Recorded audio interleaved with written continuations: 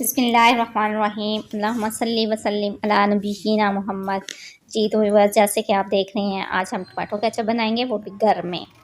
सेहतमंद रहें, घर की बनी हुई चीज़ें खाएं। बाज़ार के अक्सर बच्चों के गला ख़राब वगैरह हो जाता है, इसलिए मैंने कहा चलें आगे रमज़ान आ रहा है तो घर में टमाटो केचप बना लेते हैं। वैसे भी आजकल टमाटर सस्ते हुए हैं, तो उससे फ़ायदा उठाया गया है, यानी कि मैंने उससे फ़ायदा उठाया है।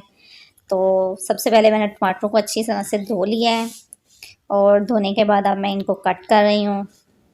आप भी इसी तरह इनको छोटे छोटे टुकड़े कर लें और तमाम टुकड़े जो हैं वो किसी बाउल वगैरह में डालते जाएं। जब टमाटर हमारे कट हो जाएंगे अच्छी तरह से,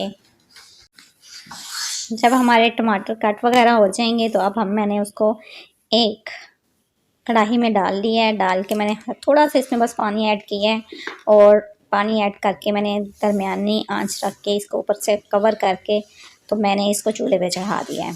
तकरीबन 10 से 15 मिनट तक ये ऐसे ही पकते रहेंगे। ये तो बस अब तकरीबन 15 मिनट बाद मैंने इसका कवर उठाया। ये देखें, आपके सामने टमाटर तकरीबन सारे गल चुके हैं अच्छी तरह से। ये अपने ही पानी में भी हो जाते हैं तो भाप में भी हो जाते हैं, तो ये गल चुके हैं। और ये देखें, मैंने एक प्याली में तकरीबन 2 चम्मच जो है वो इमली मैंने भिगो के रख दी थी, उसको भी मैंने गिटलियाँ वगैरह निकाल के वो पानी भी मैं इसमें ऐड कर दूँगी। ये सारा इमली का जो पल्प है वो भी मैंने इसके अंदर डाल दिया है, लेकिन ध्यान रहे ये नीचे जो है गंदी सी, हालांकि मैंने इसको माश करके अच्छी तरह से फिर मैंने इसको भिगोया था। तो अब वो पानी भी मैंने इसमें ऐड कर दिया है और उस इमली का पल्प भी। और ये मैं इसको हैंड मिक्सर से मैं इसको अच्छी तरह से ग्राइंड कर रही हूँ। इसको हम जूसर के जग में भी कर सकते हैं, लेकिन मेरे पास मिक्सर था तो मैंने उसी हैंड ब्लेंडर से ही कर लिया है। तो ब्लेंड करके मैं अब इसको अच्छी तरह से किसी छलनी वगैरह के साथ आप इसको छान लें। इसका बीज और जो छिलके हैं वो अलहदा करते हैं और जो हमें नीचे गूदा चाहिए है बस इसका। अब इसके में मैंने तकरीबन आधा कप मैंने इसमें चीनी डाली है। चीनी डाल के 1/4 टीस्पून मैंने इसमें मिर्चों का ऐड किया है और हाँ, नमक जो है वो मैंने हस्बे ज़ायक़ा डाला है। डाल के अब मैं इसको पका रही हूँ और ये देखें ये पक रही है।